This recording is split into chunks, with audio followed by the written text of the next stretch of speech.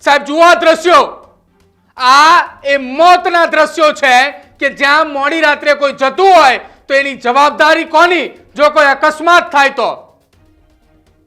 ગુજરાતની જનતા ટેક્સ ભરે અને ટેક્સના રૂપિયા અધિકારીઓ આવી રીતે વેડફે છે.